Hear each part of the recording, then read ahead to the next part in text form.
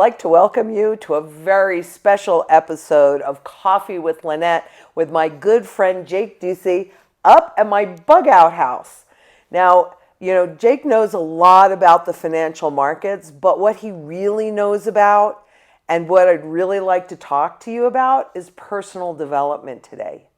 Because I think that we have really witnessed those in power using fear to control the narrative and move their agenda forward.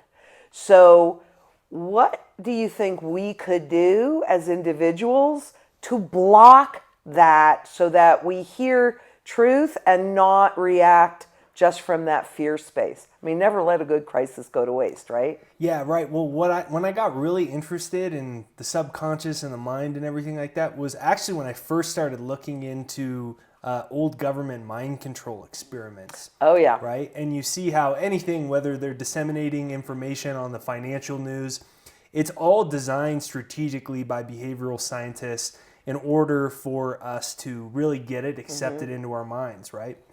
And so I think first and foremost, like you said, we're controlled by fear, right? So number one is fear of consequences. And that's how all of us stay locked inside the boxes, right? And that's how all of us stay in the jobs we don't want to be in. And that's how all of us continue to underachieve over and over and over and over. And once we realize the entire system's a lie, right? Everyone that watches Lynette's channel grasps the entire financial system's a lie. But once we grasp the entire system itself is a lie, then it just like begs the question, who am I really and what am I really capable of?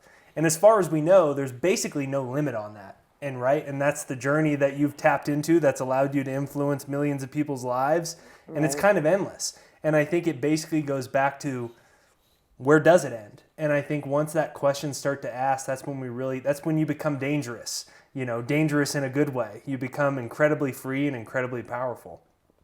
How can we use that to influence, first of all, what steps could we take to claim that freedom for ourselves and eliminate the fear? Because I'm not going to tell you that I've never been afraid, and even reasonably recently, and frankly even now, to be honest about it.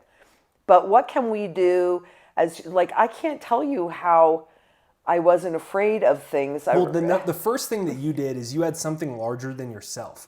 And you always bring everything back to your family, and you always bring something back to your grandkids, right? That's true. It's easy to be angry and it's easy to be afraid, and maybe we should be.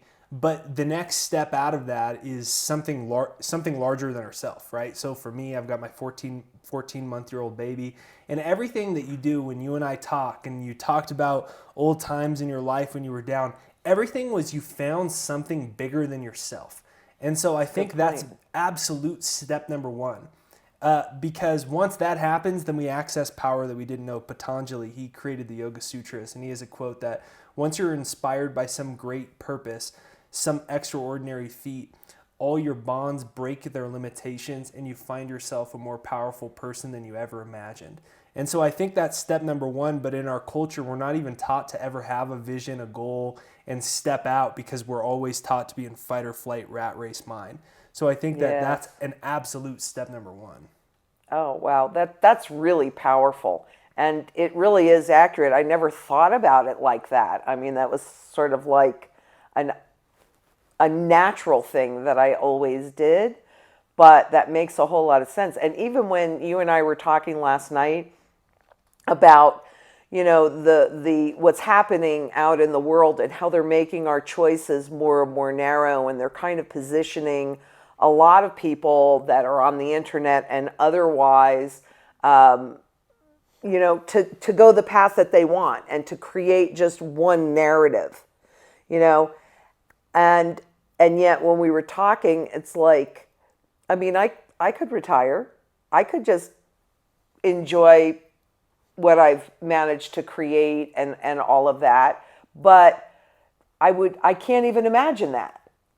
That's still so far down the road because I'm not done with my work, which is way bigger than me, or even way bigger than my family. But that has always been a big inspiration. Yeah, even in if you read the book A Man's Search for Meaning, Viktor Frankl, he survived the concentration Yes. camps. The whole thing was basically he realized that regardless of being enslaved, they could never take away his mind.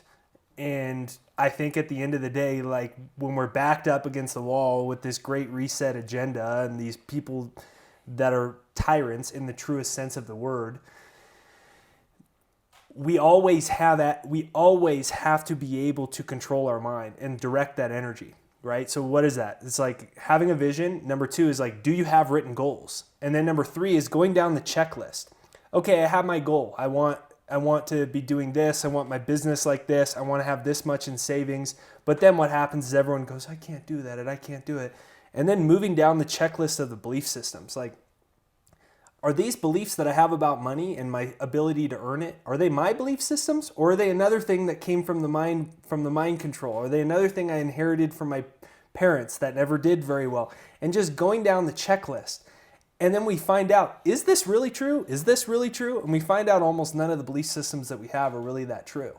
And then it puts us like on this edge of freedom where we have the opportunity to step into probably a version of ourselves we never knew existed, or go back to where we were.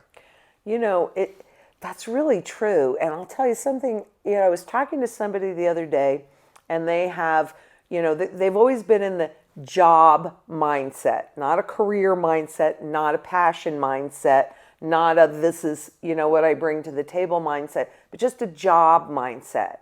And so with that mindset, they put limitations on their income.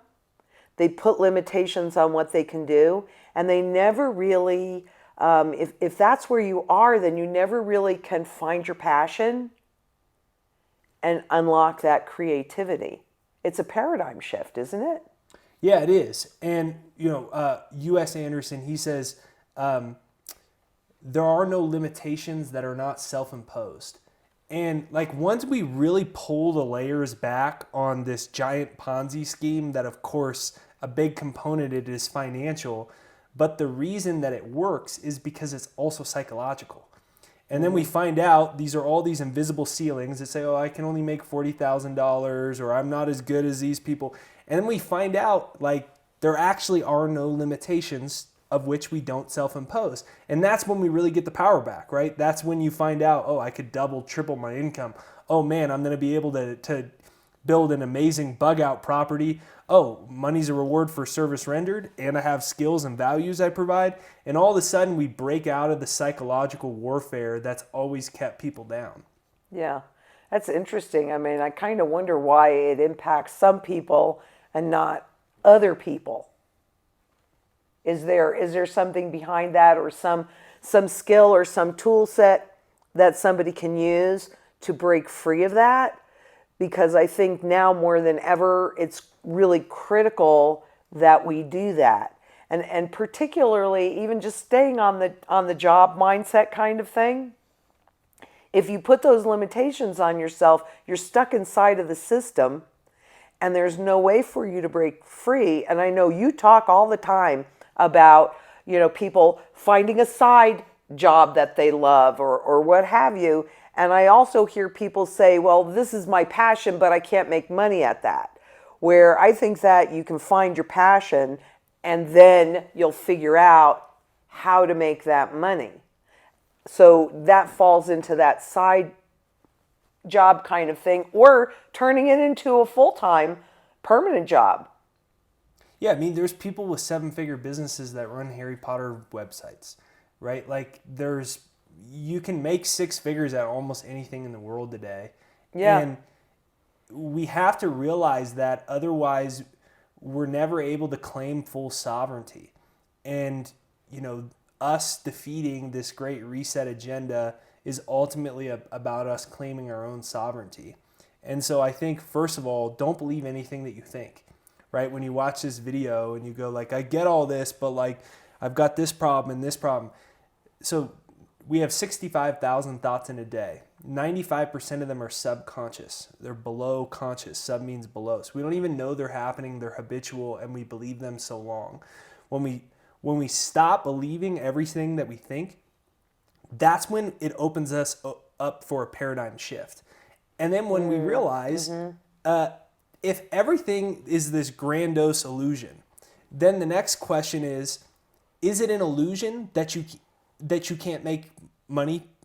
Is it an illusion you can't double your income? Is it an illusion that you can't build your dream business? Isn't it? And you find out all of those ideas are just illusions too. Right? And they've known all this stuff. That's what MK Ultra was about. All these things. They've been experimenting on psychological warfare to control human consciousness for a very long time. This isn't like New Age or just personal development. No. MK Ultra was about erasing subconscious programming and rewriting it using subliminals. I'm really into hypnosis. Right? These are real things that they've been doing for a long time. And so it's this infinite rabbit hole where you go, what am I really capable of? And how powerful is human consciousness? And as far as we know, it is infinite in the truest sense of the word. And when we're able to internalize this in our life, and that's when I think a lot of changes happen. That's when you apply this to your finances, you apply this to your business, you apply this to your health, that's when we start breaking all the barriers. And I think that's another important component of us defeating this Great Reset agenda, is this shift in consciousness. And then we find out this entire multi-billion-dollar behavioral scientist system no longer controls us. A lot of it was birthed by Edward Bernays. We talked about it last night. Yes. He's the nephew of Sigmund Freud.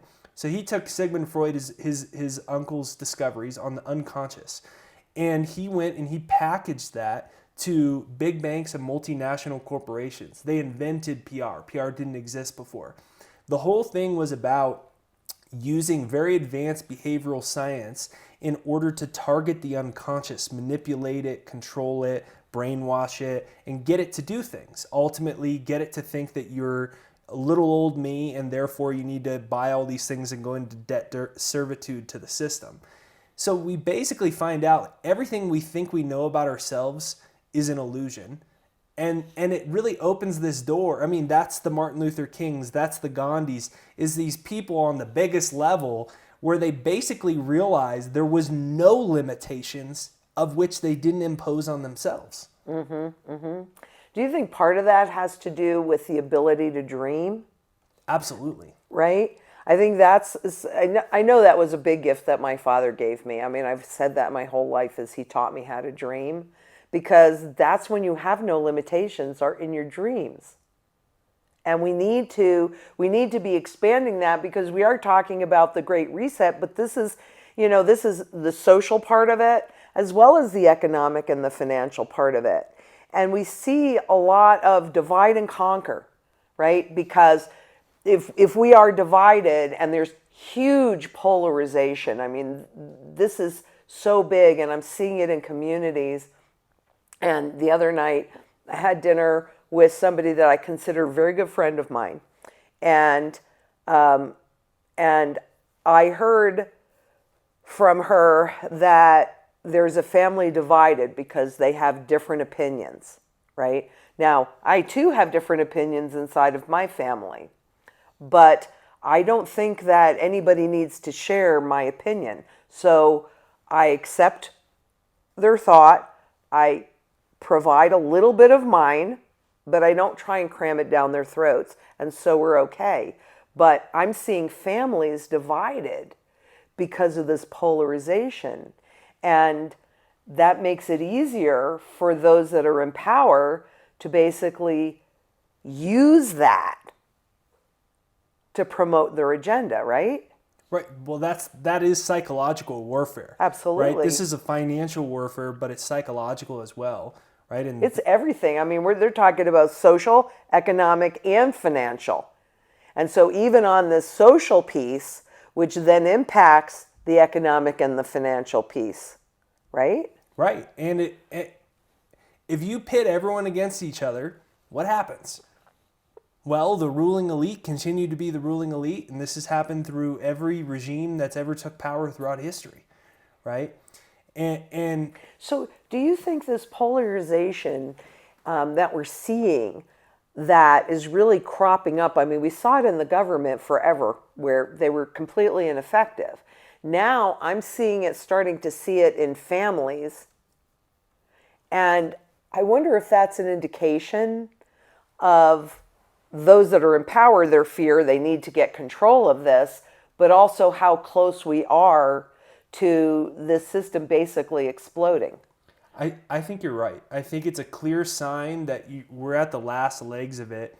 And what do you do at the ending stages of the ruling elite?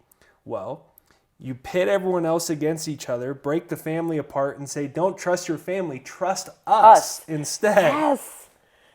You think that's what's happening right now? Yeah. Is that what you're seeing? Yeah, I think it's totally what's happening, and I think you're probably right that it's a clear sign that we're at the ending stages of whatever this is, and we'll see what's on the other side of it. Well, I mean, I think we have a choice. I mean, I have hope. I really hope. I mean, talking to a very bright young man like yourself, I mean, obviously I'm a lot older, but you give me a lot of hope. And when I get letters from, 12-year-old kids and things like that, which I do, and it gives me a lot of hope that we will be able to come together in community and stop this. But if there is that kind of division in your family, I mean, how many times that I hear, my family thinks I'm crazy. Nobody listens to me. And that too can put a wedge up between them. And I'm not saying my family always listened to me, because for sure they didn't. We won't go into that right now. But I think that division is a choice too. But what can the individual that's feeling like their family just doesn't understand them, can't see what they see coming, is there some way that they can, overcome that and, gently stay in the community with their family? I mean, isn't that the first community? Yeah, I think one is when we know a lot of this stuff, it's so obvious to us that we want everyone to know. And so I think if it is in a family environment like that, is number one, I think there's a point at which we have to realize that we have to stop trying to convince everyone. Right. And recognize like literally every single person is on their totally own journey. Mm-hmm. And when that happens, we drop a bunch of that resistance and back and forth. And then I think number two is it goes back to everything that you say, which is we have to basically become a lead by example. And instead of just trying to like out intellectualize them, is instead show up to our life in a different way that may cause them to have a perception shift, not with the intention of trying to change them, but with the intention of changing ourselves. Because at a certain point, all that happens otherwise is it's just boom, boom, boom, and the friction of the energy. Which is the opposite of what you want. Exactly. And I think that that's what has to happen, and it's not every family and it's not every household, but right. What happens when we stop trying to convince everybody of all these things that are happening and instead we all just show up to our life in a different way?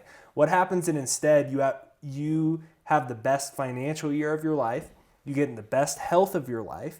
What happens if you get happier than you've ever been before? And I mean, maybe they're so afraid deep down, they know that you're right, but they're so afraid and you're so angry that it makes them, you're so angry about what's happening. So they're going like that. They don't want to know, they don't want to be in that spot. But what happens instead if your finances improve, right? Because when I learned all this stuff, I was a freshman in college and I asked my economics professor why we couldn't audit the Federal Reserve. And he told me to shut up and memorize my textbook, and I got in a big fight. And that was when I dropped out of college. I backpacked around the world and I wrote a book and all these things. And I was so angry about everything. But then what happened was I shifted everything to taking control of my life. And it's like, what happens when instead that shift occurs in all of us and our finances improve? Like once I learned about psychological warfare, the power of consciousness, the CIA doing all these experiments, I said, well, why can't I be a millionaire in my 30s? I mean, right. why not? Exactly. And when we put these things to the test, and people see the shift, instead of like, look, just trust me, just believe me, we're about to be taken over by tyrants. Instead it's like, well, I learned all these things about finances and look how much better my life is. Look how much more my health is. Then it's like the intrigue factor. And I think for certain relationships, that's the only way that they'll wake up. And maybe they're never supposed to wake up. What if that's the case? That's a really good point. And weren't we also talking about, might have been, I'm pretty sure it was us, but maybe not, where, the mom didn't want to hear anything or somebody didn't want to hear anything about it. And then all of a sudden, now they're noticing the prices starting to spike and they're noticing this and they're noticing that, because part of all of that perception management is that cognizant dissonance. Right? They're telling you one thing. Oh, the inflation is just transitory. I mean, they don't really have a good definition of what transitory is because it's been happening since 1913. That doesn't seem very transitory to me. But what they were really referring to was the speed. But all of a sudden, when it's so great that you can't ignore it, your brain is going, but wait, they said they're saying we have no inflation, and yet, they say that it's transitory. Are the prices coming back to earth? Well, on some things, yes, but on many other things, no. So maybe being more gentle so that they're not defending themselves. I mean, when you go and attack somebody, they're automatically going to get defensive. And we may not even think we're attacking. We just may think that we understand it so well, but they're not ready for it because it makes them afraid.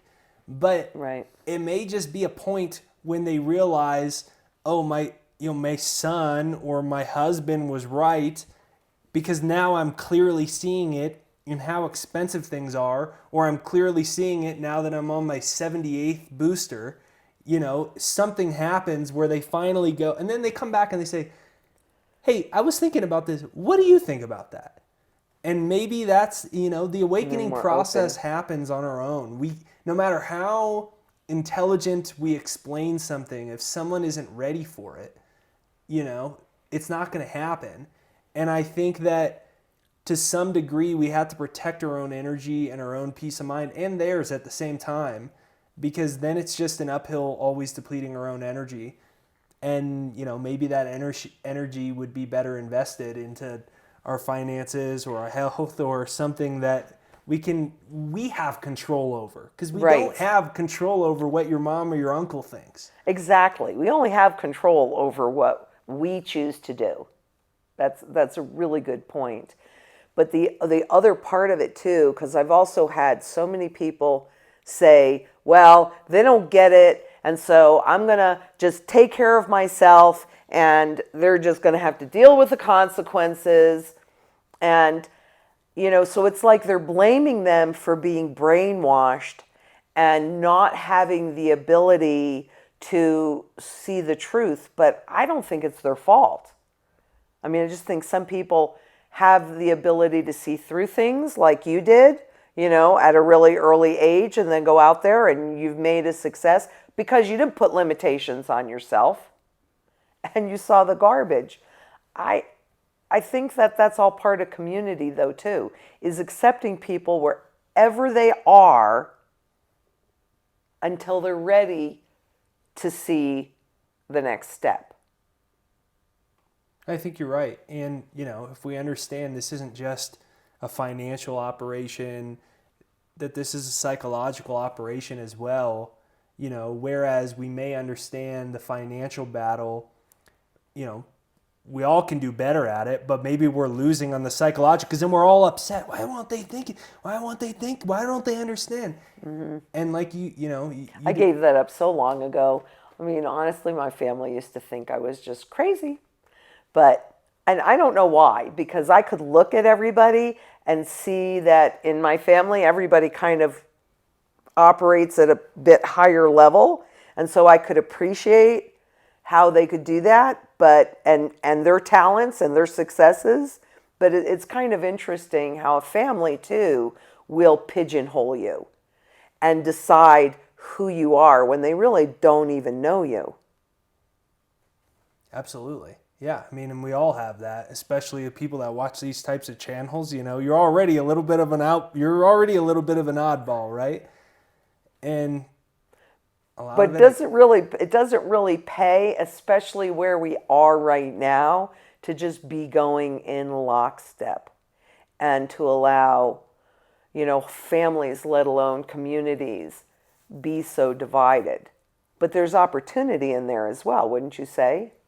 yeah. I have a family member that, someone that I love dearly, and we have not seen eye to eye on a lot of the world. And a lot of times it was like this. And in the last year, I really just like let go. I'm like, at this point, what's the point? Right. And we've made such tremendous strides in our relationship, but also in them understanding more of what's happening once I stop trying. You know? Yes. Yes. And I think that too actually gives me a lot of hope because I've seen the same thing. And I know a lot of people out there are really struggling with that and they feel alone. And, I would like to say to them, you are not alone. You have community. What would you like to say to that? I would like to say that this whole agenda relies off of us being in lower emotional frequency patterns, being really angry, and maybe even being angry at someone in our family that doesn't get it, or just feeling so depressed and overwhelmed by everything that's happening in the world. And when we can just stop and just take a conscious breath, like how many conscious breaths have we taken? Most of us never take them, but just a couple. That's the nervous system going from fight or flight to that gives us a space, right? And the one thing we control is our own energy, and our energy is our emotional pattern. And when we get back into control of that, we screw our head back on right. We move out of a woe is me and I'm so angry. We can move back into motivation with our finances, with our health, and whatever it is, and recognizing that they may be doing all these really crazy things in the world, but they still, like Viktor Frankl said, they can't make you think anything you don't want to think. And if we stay in control of our minds, then we stay in control of our emotions. And if we stay in control of our minds and our emotions, then regardless of what's happening in the outer world, we can still have a semblance of our own self-mastery, which will allow us to still control the things we can control, right? That's our health, that's our wealth, that's our finances, that's all the other aspects of the 8 steps that you discuss. Right. The food, the water, the energy, the security, the wealth preservation, the barterability, the shelter, and the community. Go on a walk, exercise. Like, there's so many people that we meet that understand what's happening, but it makes them so depressed. Right. And we've got to break out of that. So, exercise and also food, right? What you eat, that's the biggest medicine that you can possibly put in your body. And there have been so many scientific studies that have proven that, what you eat definitely impacts your mood and how you feel about things. And so in this whole big world and everything that they're talking about, I personally believe so strong, and you've seen it, that building your immune system and building it builds your mental capabilities as well. I'm pretty chill these days, but I have a very clean diet also. Absolutely, right? It's across the board. And rest. And rest. Right? That's the meditation, that's the taking the deep breaths, so that, because if they can keep you frenetic and scared, then it is really that divide and conquer kind of thing. If they can get everybody just butting heads, then you're busy looking over here and trying to create that circumstance where you're going to convince one way or the other. And you're not paying attention to how they are tightening controls around everything that you can do while keeping you inside of the system, by making the stock market go up, by printing money that has less and less value and creating more and more debt that at some point we're already really paying the piper. This is not something that's happening in the future, but look at the inflation, right? That's all tied together. But if you're busy fighting with your neighbor or fighting with your friend, you're not coming together in community, and you're not therefore able to make a united stand and say no to what they want to enforce on us. And we don't need everybody. We just need a very strong core that's verbal and says no. Right? Right. It's all frequency patterns, and the way that this system continues to operate is off of lower frequency patterns of keeping us in fear or keeping us angry or keeping us depressed. Even if we're not arguing with someone else, it's like we know all this and now I'm so depressed about it. That keeps us in the control grid that they're building, right? And when we break out of that, then it's game over. Yeah. It's kind of interesting, all of the things that are coming up with Facebook where, they knew how to create those algorithms and the likes and whatever to get people addicted to their system. And I think that that's true for gaming. That's true for a lot of things. And also the other thing that I've personally noticed that, a lot of the younger generation, I mean, I'll say it, my grandkids, not all of them, but most of them are like married to their cell phones, their iPads, their computers, and they're playing games, and even their friendships. I mean, sometimes I wonder, well, am I just old? But, when I was growing up, we spent time together and we played. When I did this on the farm. I did this up here and am doing this up here as well, where there's so many activities that are not on electronics. And that also impacts your sleep too, that are not electronic. You're outside, you're hiking, you're riding ATVs, you're with each other and you're laughing and you're creating these memories.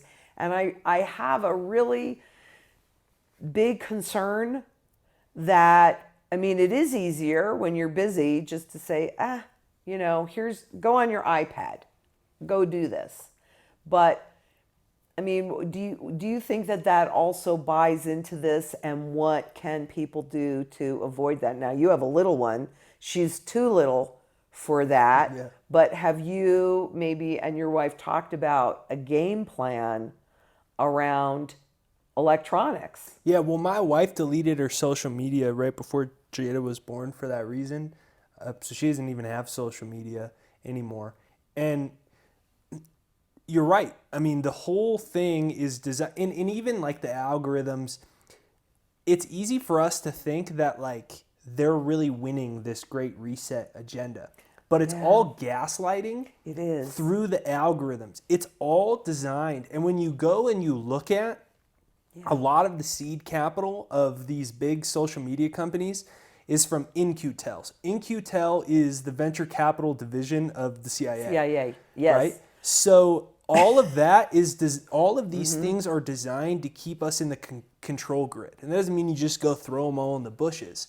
But even when we're on there long enough, the algorithm is designed to make you think that 95% of people just want like a commie socialist system that they're all for. And it's designed that way to disenfranchise us and keep us in a fear and anger state of the control system, right? And when we can, whatever we need to do to get our vibe up, whether it's reading, whether it's working on your business, whether it's working on your passion, whether it's coming out in nature, we have to start looking at it like a frequency game or an energy war that's taking place, right? Mm-hmm. And when we do that, then we literally move out of the control grid. That makes so much sense. That makes so much sense. And I've heard of things of grounding, but I think getting out in nature is critical. It's absolutely critical. It kind of clears your mind. You're breathing fresh air. Take off the masks and just enjoy life and break free from this mind control, because it doesn't serve you well. It doesn't serve anybody well. It serves some people well. So, but I really like to talk about, the opportunities, because if we're able to do that, then and we break free from that mind control, isn't that when we're able to really kind of open up and dream Yeah, absolutely. and create? Right, I call it reactionary consciousness. So we're pattern programmed to stay in a fight or flight state of consciousness, right? And that's the reactionary consciousness that most people live in, which is basically all the level of their thinking is controlled by their environment. They can only think at the level of their own environment, which puts you in an animalistic state of consciousness. And that's how everything's designed to keep you in that. Convince you you're just a body and that nothing is real except for what you can see.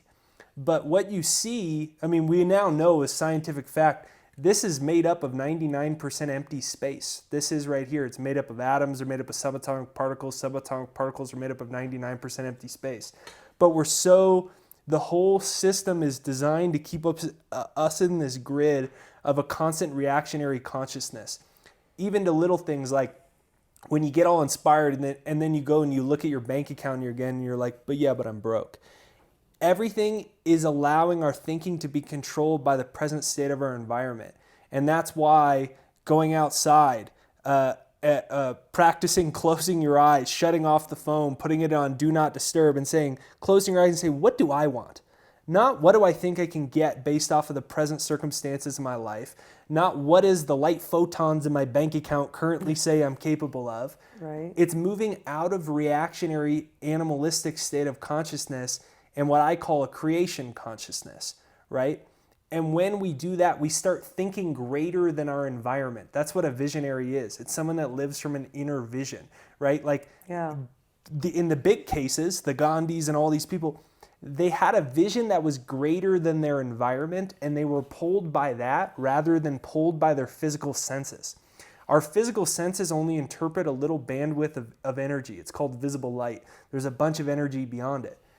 And when we tap into that dimension of self and we close our eyes, and instead of allowing our thoughts to be controlled by our present environment, that's when we can go, well, I make 40K, I can see myself making 100. I see myself as a top salesperson. I see myself with this awesome YouTube channel. I see myself in the best shape of my life. I see myself overcoming my laziness. Whatever it is, that's when we totally move out of the control grid of the physical realm. And that's when we start to access those dormant forces of consciousness.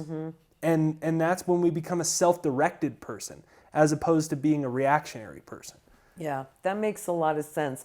But I want to throw one more thing in there because, and I'm taking it back to money, because money is supposed to represent the value of your labor. And yet the fiat money system, the government money system, has inflation designed in it so that it creates that nominal confusion where you think you're making more money, but in reality you're making less. So for me, rather than putting a number on there, 40,000, 100,000, 300,000, you put, truthfully, I only want to get paid the value that I bring to the table. And if we start thinking about the value that we can bring to the table, it makes that look a whole lot different. Because, hey, in Zimbabwe, they have billionaires that can't buy a dozen eggs, right? So that number is really, frankly, irrelevant, even though we've been taught that it means something. But what I would really also like to encourage people to do is think about the value, because every single person on this planet has many gifts, not just one gift that they bring to the world, but many gifts. And that's the value that you bring out. So whether you're doing, you're starting a business or you're doing YouTube or whatever, you discover your passion, and then you will figure out. I mean, clearly, I have a lot of passions, right? But what I do with all of the research and everything I mean, that is definitely a passion, and trying to impart it to people, that is a passion of mine. And, as it turns out, I do believe that I'm getting paid for the value that I bring to the table, not a number. That's a very hard concept for a lot of people. Absolutely. But it's a critical concept, I think. Yeah, I think that's a great point, right? And that's the whole Jim Rohn's whole bit was you're paid for three things.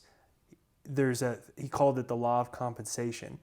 And he said you're paid in direct proportion to the law of compensation. Number one was the need for what you do.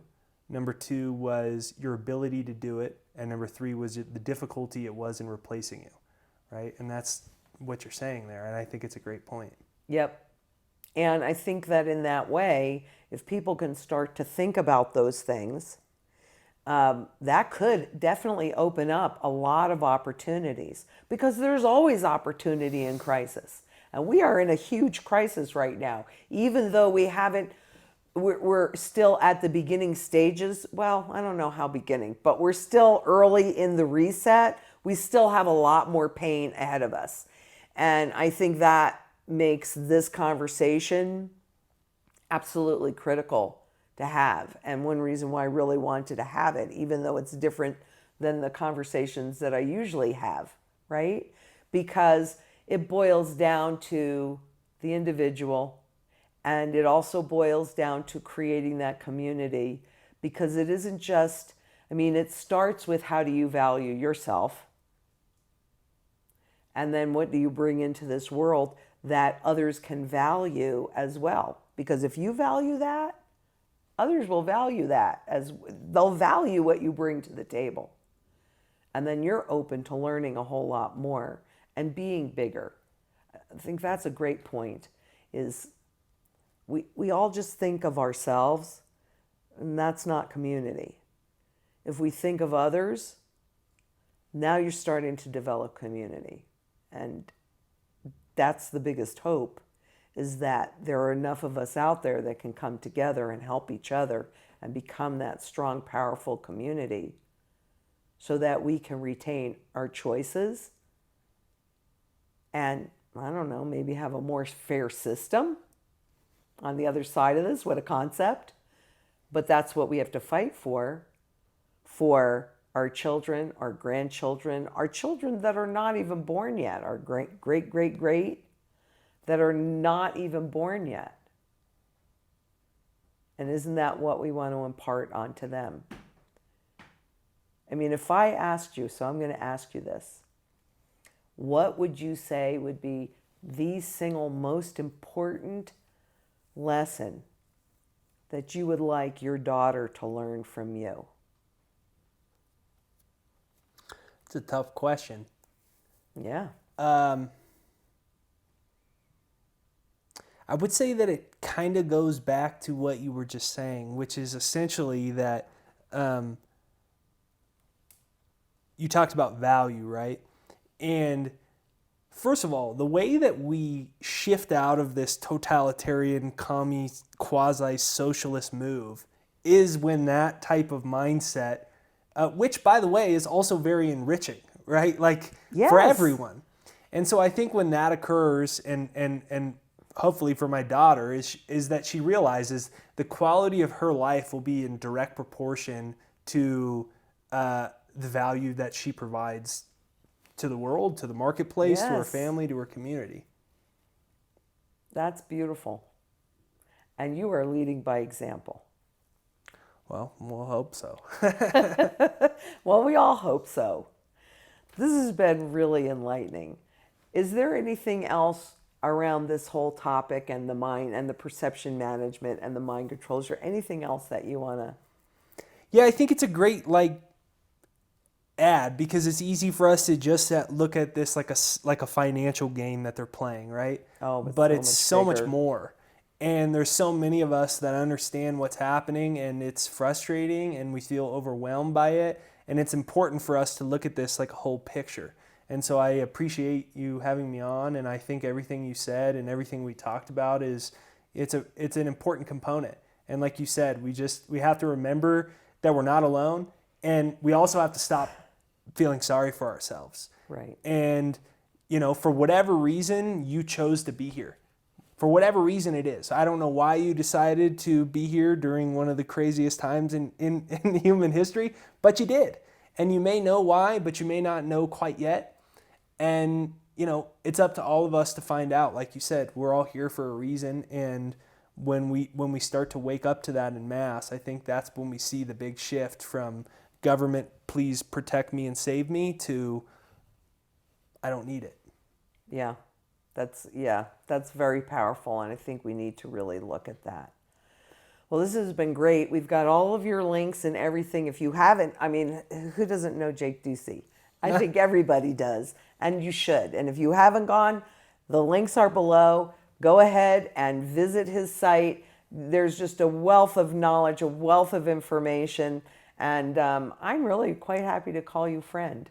I am too. I'm so glad that we met, and I'm so grateful to be here on your beautiful property, and I'm glad we got to spend time together in person. And I definitely feel like, our paths crossed, and something I'm very grateful for. Yeah, actually, I felt that the first time that I met you, and I thought, okay, you're very bright, you're brilliant, actually, and but there was just something about you, and so I'm really glad that we got to do this too, because I've been lucky enough to be able to spend some time with Gerald and George, and now you here. It's in person. It's so different than it is on the Zoom call. I always knew I liked you, but now I know I totally adore you beyond belief. I really do. Oh, I well, really thanks so do. much. And I look forward to doing more in-person things, and maybe some in-person things that we can share with our audience and the rest of our community out there, which is so important. Yeah, like you said, we all need to feel like we're not alone. So if you want to see some in-person stuff from Lynette and her team coming, maybe she'll put an in-person event together, get everyone together, let her know in the comments right there down below. And You're so good at that. You're great. So thanks for watching, and I really appreciate you having me on, Lynette. Oh, my pleasure, my pleasure. And I'm just having such a good time with you. Yeah, me too. So until next we meet, please be safe out there. Bye-bye.